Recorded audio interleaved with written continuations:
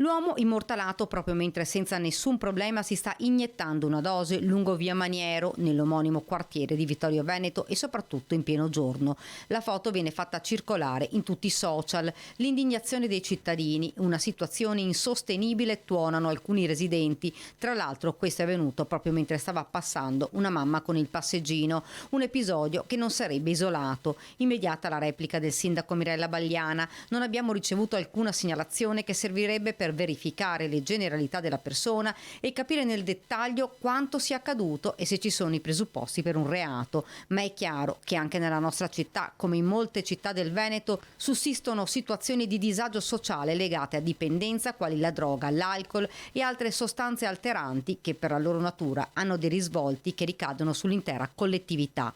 Molte delle persone oggetto di dipendenze, ma non tutte, sono seguite dai servizi territoriali dell'ULSS come SERT e alcuni dei servizi sociali del comune.